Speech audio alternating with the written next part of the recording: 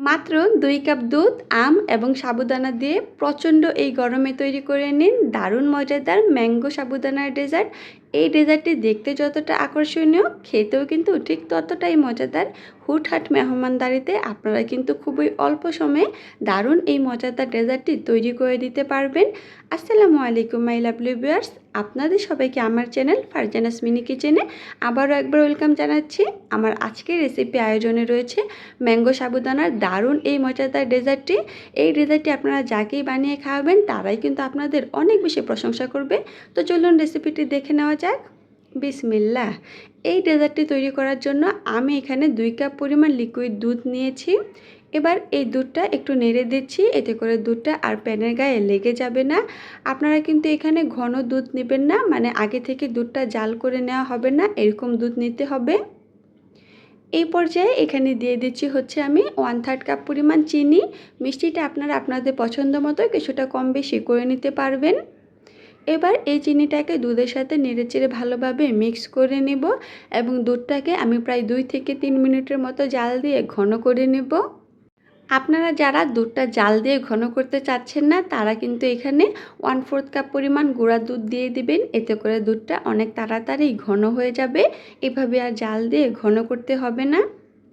প্রায় 2 থেকে 3 মিনিটের মতো জাল দিয়ে নেওয়ার পর দুধটা কিন্তু অনেকটাই ঘন হয়ে এসেছে। এই পর্যায়ে দুধটা আমি চুলা থেকে নামিয়ে নেব। এরপর চুলে আবারও একটা প্যান বসিয়ে আমি পর্যাপ্ত পরিমাণ পানি ফুটিয়ে নিয়েছি। এখন এখানে দিয়ে দিচ্ছি 1/2 কাপ পরিমাণ সাবুদানা। আমি এখানে ছোট সাবুদানাটা ইউজ করেছি, আপনারা চাইলে বড় ছোট যে কোনো সাবুদানাটাই ইউজ করতে পারেন। এবার এই সাবুদানাটাকে আমি ভালোভাবে নেড়ে দিচ্ছি এবং প্রায় 10 থেকে 12 মিনিটের মতো এই সাবুদানাগুলোকে আমি সিদ্ধ করে নেব। আমি যেহেতু এখানে ছোট সাবুদানাটা ইউজ করেছি সেজন্য এই সাবুদানাগুলো সিদ্ধ হতে খুব বেশি একটা সময় লাগবে না। প্রায় 10 থেকে 12 মিনিটের মধ্যেই এই সাবুদানাটা সিদ্ধ হয়ে যাবে। আর সাবুদানাটা সিদ্ধ করার সময় অবশ্যই এখানে পানিটা বেশি করে দিতে চেষ্টা করবেন।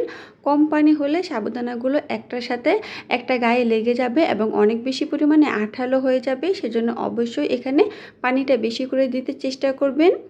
প্রায় 12 মিনিটের মধ্যে আমার সাবুদানাগুলো খুব সুন্দরভাবে সিদ্ধ হয়ে গিয়েছে। দেখতেই পাচ্ছেন সাবুদানাগুলো একেবারে ট্রান্সপারেন্ট কালার হয়ে এসেছে। তো এই পর্যায়ে আমি সাবুদানাগুলো চুলা থেকে নামিয়ে একটা স্ট্রেনারে পানিগুলো ছেঁকে নেব। এরপর একটা ব্লেন্ডারের জারে আমি এখানে 2টা পাকা আম নিয়ে নিচ্ছি। অবশ্যই এখানে পাকা আমটাই নিতে চেষ্টা করবেন। এবার এই আমগুলোকে কোনো রকমের পানি ছাড়াই আমি পিউরি করে নেব। পিউরিটা আমি আপনাদেরকে একেবারে কাছ থেকে দেখিয়ে দিচ্ছি, একেবারেই স্মুথ হবে, কোনো প্রকারের লাম্পস থাকা যাবে না বা আমের টুকরো থাকা যাবে না, এতে করে ডেজার্টটি কিন্তু খেতে ভালো লাগবে না। এবার এই পিউরিটা আমি একটা সাইডে সরিয়ে রেখে দিচ্ছি। এখন একটা বাটিতে আমি নিয়ে নিচ্ছি আগে থেকে দুধটা যে জাল করে ঘন করে রেখেছিলাম সেই দুধ। আমের যে পিউরিটা তৈরি করে রেখেছিলাম সেই পিউরিটাও এখন এখানে সম্পূর্ণটুকুই দিয়ে দিব। এখন একটা স্প্যাচুলার সাহায্যে আমের এই পিউরিটা এবং দুধটা ভালোভাবে নেড়েচেড়ে মিক্স করে নেব। অবশ্যই এই মিক্স করার কাজটা একটু সময় নিয়ে করতে চেষ্টা করবেন, যাতে করে আমের পিউরিটা দুধের সাথে ভালোভাবে মিক্স হয়ে যায়। এখন এখানে দিয়ে দিচ্ছি আগে থেকে যে সিদ্ধ করে রাখা সাবুদানাগুলো, সেই সাবুদানাগুলো এখন এখানে আমি সম্পূর্ণটাই দিয়ে দিব। এবার এই সাবুদানাগুলোকে দুধের সাথে নেড়েচেড়ে ভালোভাবে মিক্স করে নেব।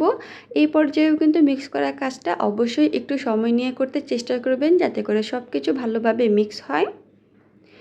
এখন এখানে আমি 1/2 কাপ পরিমাণ কেটে ছোট টুকরো করে নেওয়া আম দিয়ে দিচ্ছি।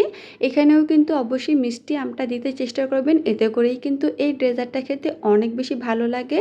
তো আমি সব কিছু আবারও ভালোভাবে মিক্স করে নেব।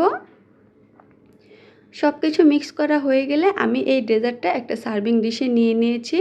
এখন এই ডেজার্টের উপরে আমি কিছু পরিমাণ কাজু বাদাম দিয়ে দিচ্ছি। আপনারা চাইলে আপনাদের পছন্দ মতো কাঠবাদাম, পেস্তা বাদাম, কিশমিশ অথবা যে কোনো ড্রাই ফ্রুট ইউজ করতে পারেন। এই ডেজার্টটা কিন্তু প্রচণ্ড গরমে ঠান্ডা ঠান্ডা খেলে মন প্রাণ একেবারেই রিফ্রেশিং হয়ে যাবে।